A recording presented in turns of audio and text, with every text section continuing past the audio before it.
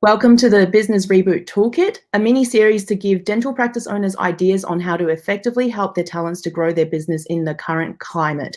Now, joining us today is our guest speaker of this series, Dr. Darshan Thumar. And Darshan has been practicing dentistry for 11 years in Australia and has been a practice owner for the last 5 years. Darshan loves cosmetic and restorative dentistry and is extremely passionate about orthodontics. He happens to be the facilitator for the IAA Dent Study Club in Melbourne, and he's also associated with another study club by eDentistry. He's very proud of his team and his team culture, and he believes that they are the backbone of the practice. Now, Darshan, his vision for his practice is to have multiple dental specialties, including general dentistry under the one roof, where long-term patient relationships are built based on trust and empathy. Darshan, I'm super excited to have you on our show today.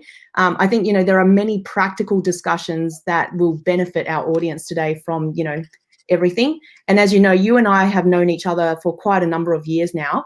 And I know for a fact that you really are a true living leader of your practice. I think I've told you this before.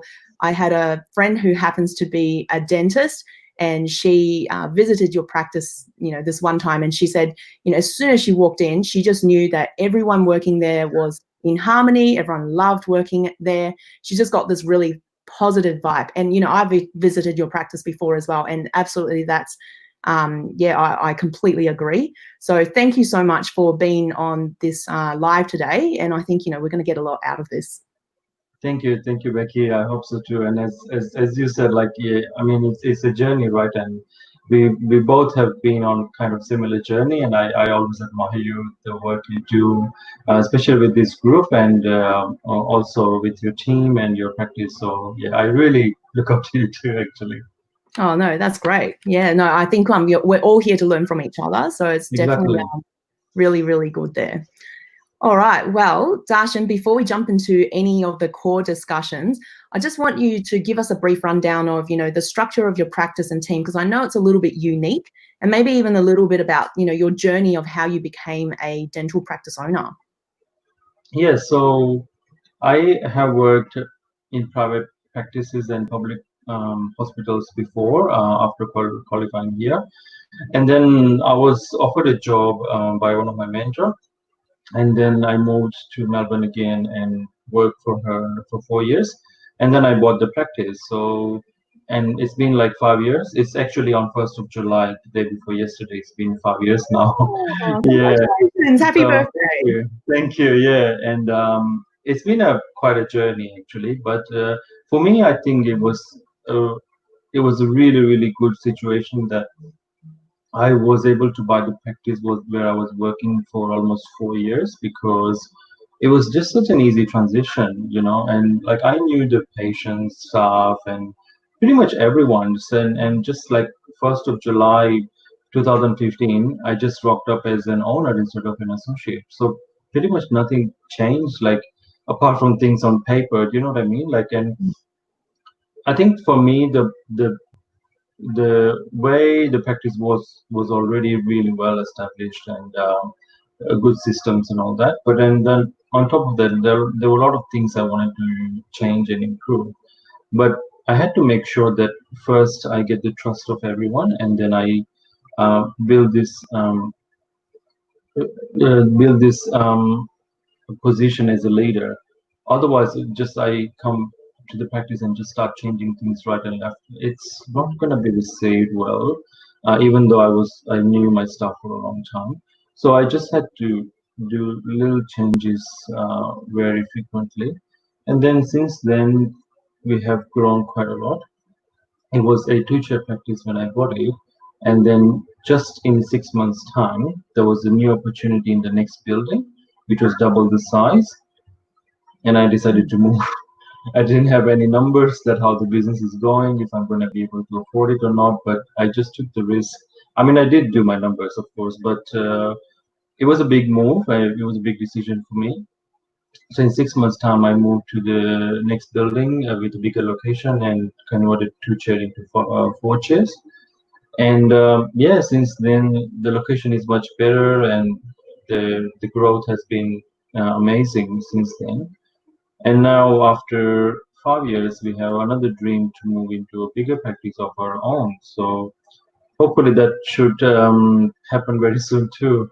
Yes. And yeah, in terms of my practice, like so far we have we are 7 dentists, including me, and endodontist, prosthodontist, and a overseas OMFS, and we have 1 hygienist, 1 therapist, and we have 8 support staff.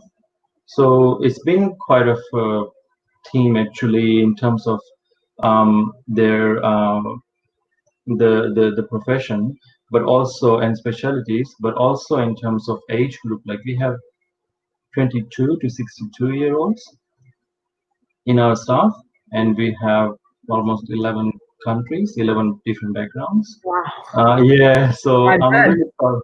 Yeah, so it's very yeah, it's very diverse actually, and yeah, huge age group as well. So it actually makes it really fun and easy to work with everyone. We have been working together for a long, long time, so we are really like friends more than colleagues. But obviously, there's still a professional boundaries and all that. And yeah, so far we have achieved quite a lot as a team, and I always try to make um, the people better before making the business better, if you know what I mean. Like myself, including myself, because you have to learn and you have to grow yourself first before you do anything, I feel. And like anything I like, it's like a disclaimer, I should say, that like anything I say or do or you know what I'm talking about, it's nothing like or nothing original or something. It's my own, you know. I invented. It's the information is out there. Like there's the huge number of mentors and coaches in our dental industry, right? And they all are amazing. Like they all have wealth of knowledge, but it's all pretty much nothing if we don't implement it. So what I have, what I have learned so far is just from different people, and I learn from everyone pretty much. Like my friends and yeah, you know, like you or other friends, colleagues, other business owners, like not dentistry, other businesses. So yeah, it's very interesting. It's just this learning business is actually very interesting. So your 7 clinicians that you have, Mhm. that includes the specialists working for you Yes, as well. Yeah. yes, yes. So So two specialists, which is prosthodontist and endodontist. One, she's a dentist, but she's maxillofacial surgeon overseas, and she just practices surgical only. We do refer to OMFS if it's something like orthodontic surgery or something very risky, like a huge cyst or any medical pathology or something like that. But yeah, most of the surgical stuff she does in house. So with, you know, when it comes to dental assisting for the specialists, are they any different to, you know, compared to the general? And do you have nurses that are sort of specialized to nurse for the specialists, or everyone knows how? Yes, no, there is a bit of training involved. So when you talk about having specialists in the practice, there are certain things you would need to consider. There's a lot of things actually you need to consider, because first thing is about staff, right? That you cannot just have any casual DA or a trainee nurse with a specialist. You really have to have them properly trained first in general dentistry, and then also um, a little bit about, let's say, prosthodontics or endodontics. They need to know specific things about what they use, what they do, how they do things, how they manage the patient. Yeah. And you have to understand that specialists are really special, if that makes sense. Like it's which is great actually, which is fantastic, because they're extremely pedantic and specific about things. So you have to cater for those type of requests and um, uh, requirements, I should say, like in terms of materials and equipments as well, and along with the staff. So for example, one of the specialists, he might need one material, this box of filling or whatever cement for one patient for one tooth, and he would not use that probably for next 4 or 5 years until it expires. But you have to get it. Do you know what I mean? Like I wouldn't do that. We wouldn't do that for an associate, but we would do that for the specialist. Right. Because Yep. this is what they want. This is what the patient would need. So I have to get it. Yeah. So there's no So there's no like, oh, can you do this, or Yeah. You can't compromise. no. Yeah, even with the instruments, equipments, anything. So that is one thing. Yeah, of course, the expenses could go up in that sense. In terms of staff as well, like you have to train them properly and make sure the patient service, the customer service is excellent. And along with their work, obviously specialist work is fantastic. Like, they are the end points of patient. Like once you refer to specialist, that's it. They can't refer further. They don't go anywhere. I mean, and if they are charging so much for their service, we have to provide that type of service as well, in terms of meeting the requirements and special requests and things like that. So yeah, there are a lot of things you need to consider. I think the biggest of, and also like systems and process. So, once they leave, if there are lab jobs or certain things they want to get or do the follow-up with the patient, you have to have systems and processes in place in order to fulfill the requirement, because again, as I said, we need to provide that level of service to the patients, and the systems and process would make sure that the things go right the way they want, and we don't make any mistakes or nothing gets unattended, because if they're not going to be happy, and we don't want that for anyone anyways. But just saying, like, if prosthodontics has crown insert, and if the crown is not there, it's a waste of time for the specialist and the patient. For you know that for anyone, even for dentists, we don't want that. Yeah. But for the specialists, you have to be extra careful. Yes. So and so sorry, Becky, I think of course all these logistics and admin stuff is important, but apart from that, for me, most important thing is having same philosophy of clinical practice and like patient care is very important. My specialists are amazing. Like, they're really good. We are good friends, and they're really nice human beings. And I think for me that is very important. So we don't have anything like, oh, how can you do this crown? Like, you shouldn't be doing this crown. You should give it to me. Or like, you can't attend this root canal. Or like, you're not doing right, and you should refer it to me. Things like that. Like, even we have referred patients to other specialists sometimes, knowing the situation of the patient and all that. Even if I have specialists, like, there is no competition, or there is no rivalry or anything like that. Like, they would happily come to us and guide us, and we go to their room and ask for advice, that how do you think if I design the bridge like this, or do you have any other suggestion, things like that. They don't withhold any information that, oh, it's very difficult, you shouldn't be doing it, and why are you doing all these things, you should refer to me. There's nothing like, never ever. So I think that is also another important thing, that we need to have that understanding as well, to working in this type of setup, where there are general dentists, hygienists, therapists, other experienced dentists, and the specialists as well. So it's very much, everyone working within the comfort of their scope, and so everyone working within the comfort of their scope and having a trusting relationship as well for it to work. Exactly. Yes, very much. Yes. No, that's fantastic. What made you at the very beginning decide to hire your very first specialist at the time? Like a big mind barrier for you, or? Well, no, actually that was very easy, because when I bought the practice, we already have our prosthodontist. Okay. He already came with it. Yeah.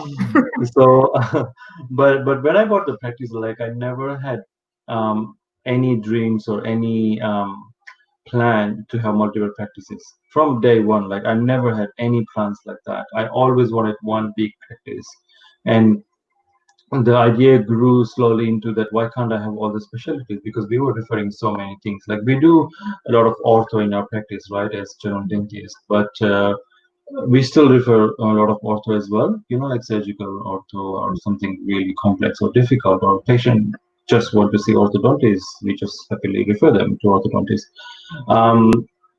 So with root canals, surgical work and perio stuff, so yeah, we used to refer a lot. And then this idea came to my mind that why cannot I have a big practice where there is all the specialties in the same practice as well.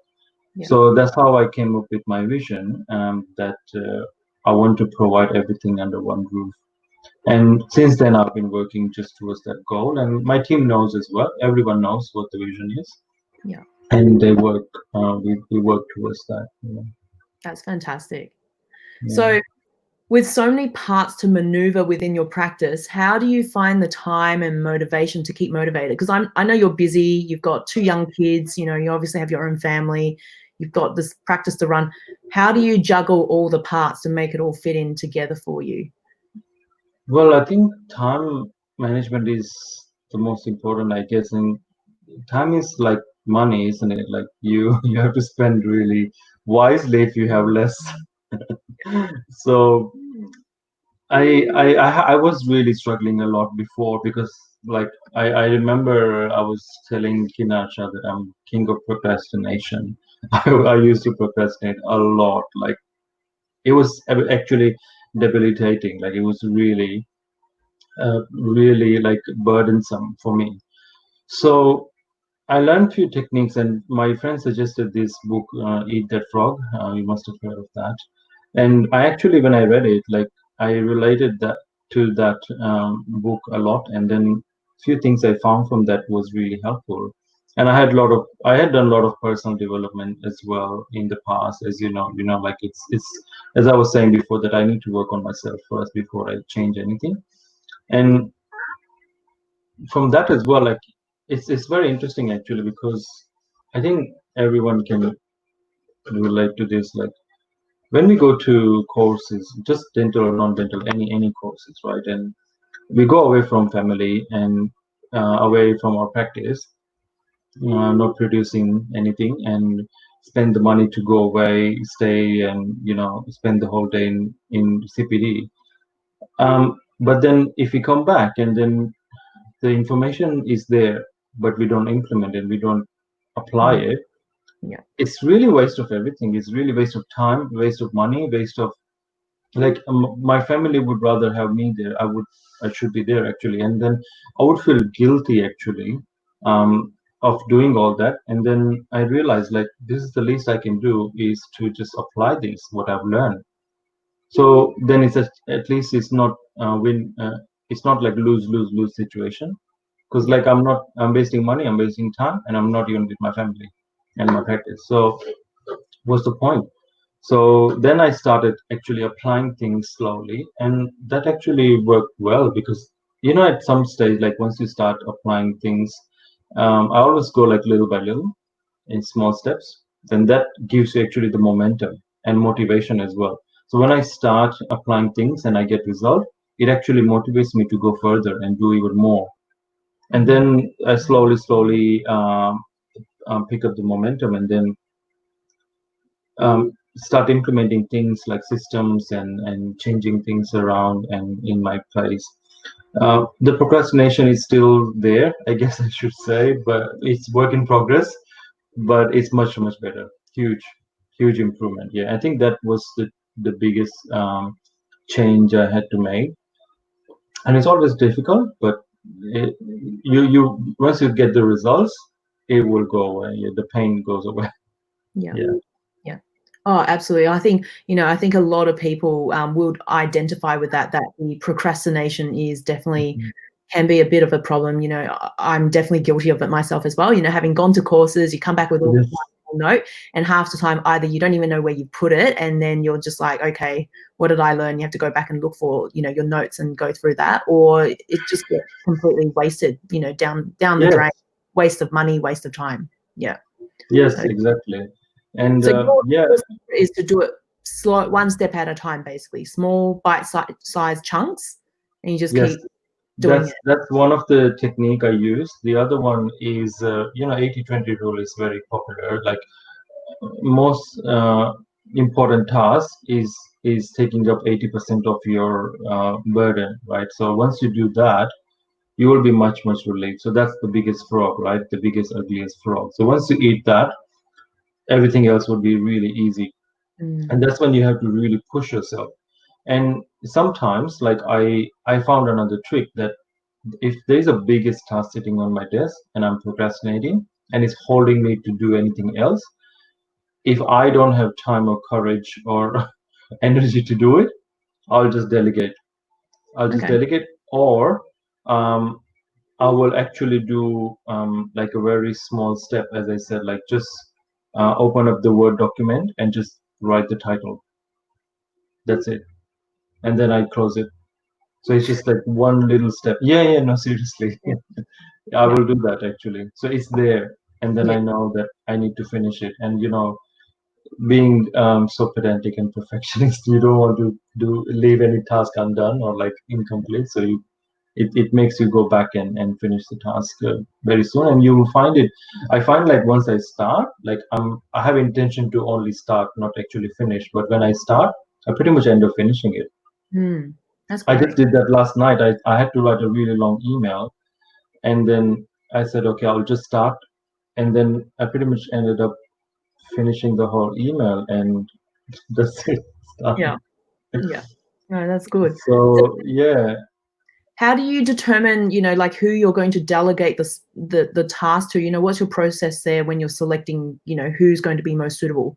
And do you ever get people saying to you, no, I don't actually, probably not, hopefully not, but hopefully they're not like, oh no, that's not really for me, get somebody else to do it.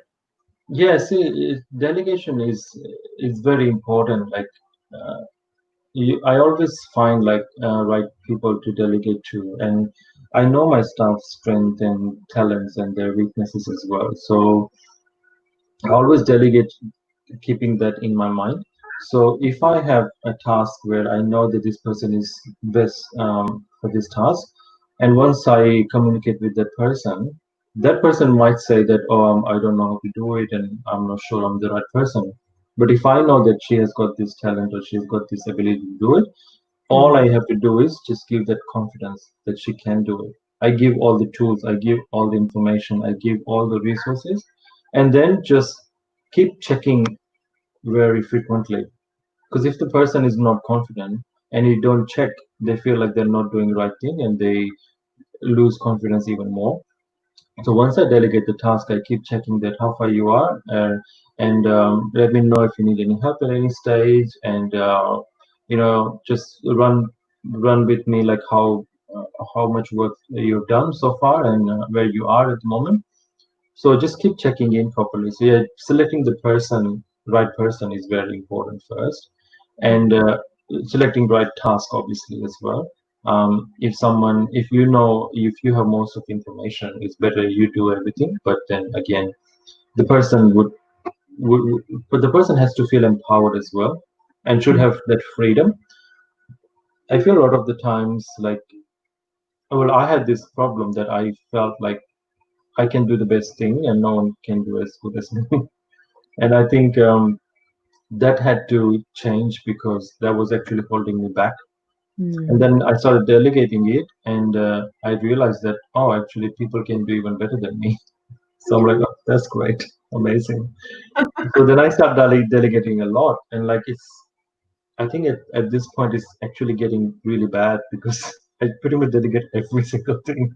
Oh, that's not Always think every No, I mean not really, but I'm always thinking to delegate every single thing in my head. Yeah. Every time I have something, first thing I think, oh, who can do this task for me? Like I delegate to my wife as well. And if she hears this, she will get upset because she's always upset when I leave the home, and before I go into the garage, and I would just give three things to do for today. That could you please call the kinder and just do this, and could you buy this for me and this and that. And she gets upset with me all this every morning. But and the other week I was driving from work to home, and I was listening to some music, and I like those songs, and I'm like, who can download these songs for me? And I'm like, oh, hang on, that's my personal thing. I don't think anyone can do that. I have to do that. From king of procrastination to king of delegation. No, it's I not still yet. I still have to improve a lot, and sometimes, the thing is, if you have chosen right person, right task, and right time duration to delegate someone, there will be still failures. There will be still problems, right? And the another important thing is, like, you always have to look at yourself first. That where did you not do your delegation properly?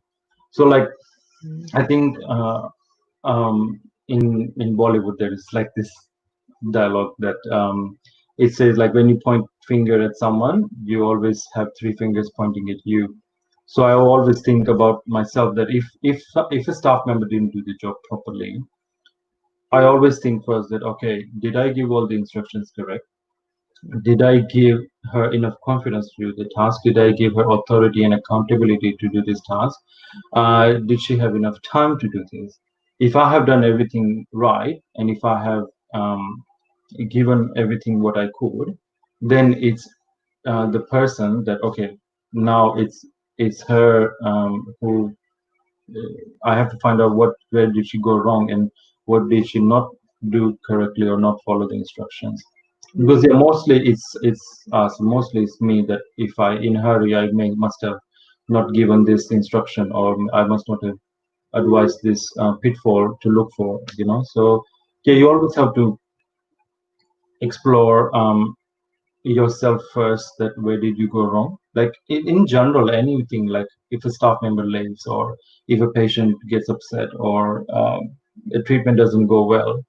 I always look at myself like, okay, where could I have improved, what could I have done better, and how can I make sure that this doesn't happen again.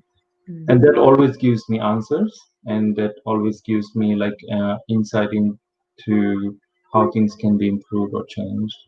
Yeah. Spoken like a true leader. I think it's so true. It's important to always look back on ourselves first to see where we went wrong.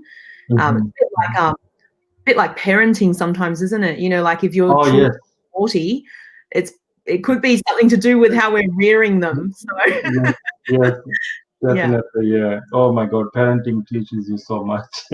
We have similar age kids, Becky, so I know you can relate. And like being an Indian parent, like seriously, it's sometimes, you go back to that old habits, but then you have to stop yourself. And like, it's the same with being an owner as well. You want to spoon feed them, but then no, it's not going to be like that, like forever. If I want to get out of the practice, I have to let them make the decision on their own and solve the problems on their own.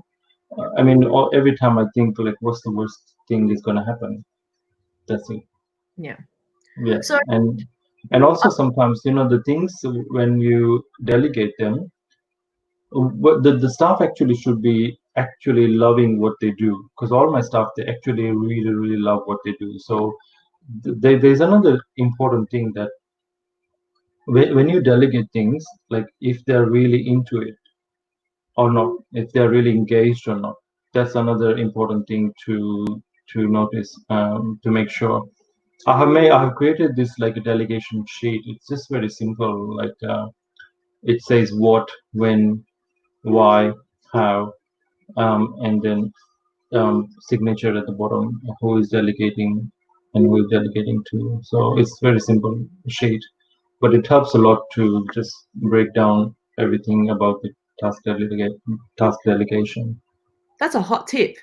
So with the delegation sheet, can I just grill you a little bit more? Is that something that's visible for the whole clinic, so everyone knows who's been delegated what, or is that just for your own personal use?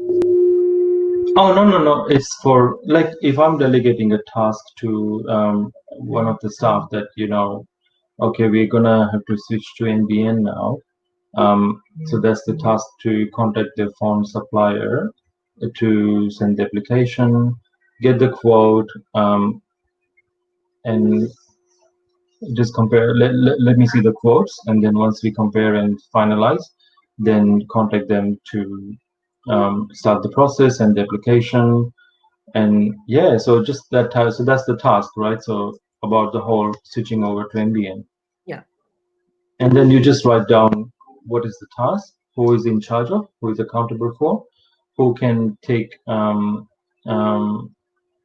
yeah, and why is it important that okay, the internet is slow now, we need to get NBN so that the speed is improved and we can work faster and efficiently.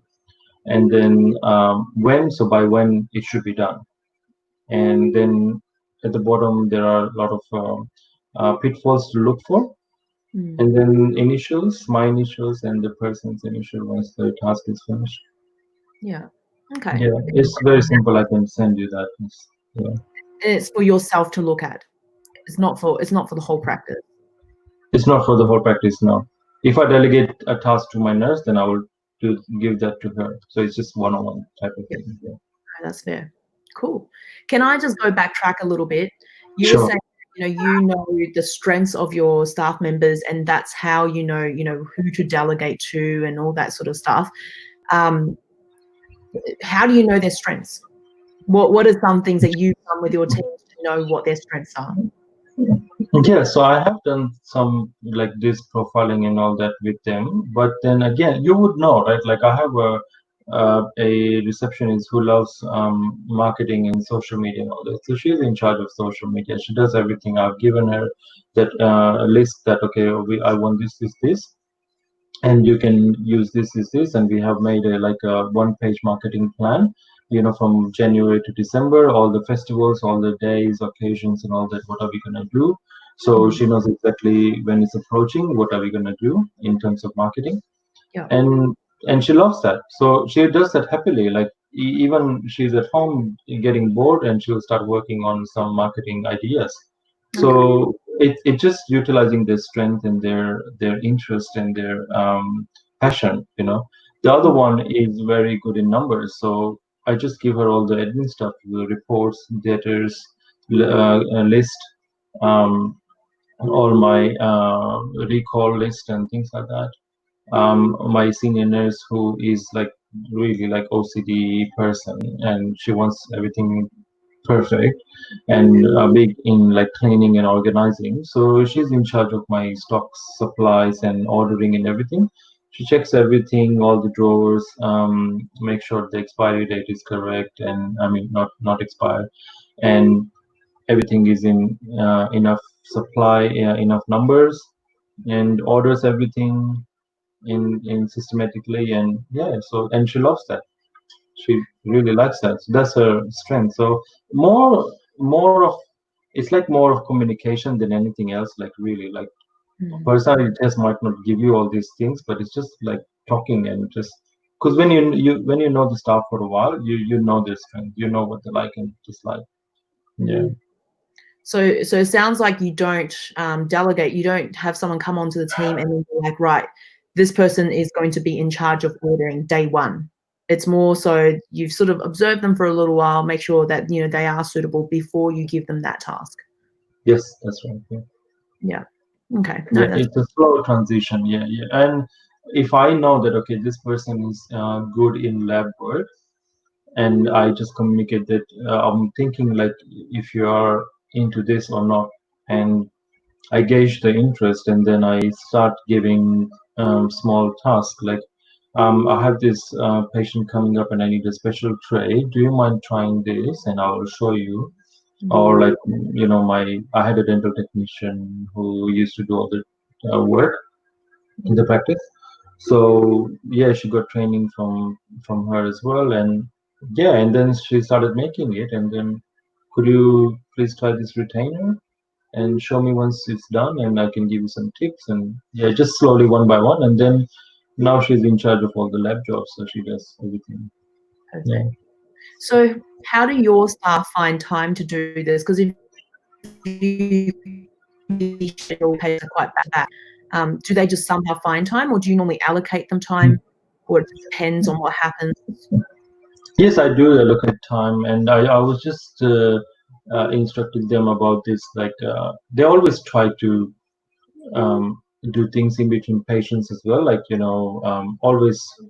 always working and very productive all the time. Even there is 10 minutes gap between the patient, they will go to the lab and do some lab work, or go to the stairy and organize the birds and all that stuff. So they're always doing something. But then I was just telling them about being productive is like how much you can achieve in shorter period of time if you're really focused and attentive into that task only, and not get distracted. That is very important, because people get distracted by, oh, can you help me with this, or do you know where is this, or I want this, or something like phone call or whatever. But then I just was teaching like how to be very, very productive in that given period of time, and make sure that you don't get distracted at all. So yeah, we do have allocated time for things like ordering and stock checking and lab work and things like that. But then again, in between patients, they're always still doing something. Yeah. No, that's great. So what, in your opinion, do you think are, if you had to name 3 personality traits that you feel like a leader should have to be able to lead a practice, what would you say would be the top 3? Well, for me, I think having a vision is very important. I'm a very visual person, so I exactly know what I want in my mind. Like, even if I'm like the practice I'm gonna move into, I have the vision exactly what I want in my mind. So I think having a vision is very important, even for the smallest thing, like um, having this retainer. How do you exactly want it to be? Or if you have a new patient graph, how you exactly want it to be, so you convey that in a way that you get the same result.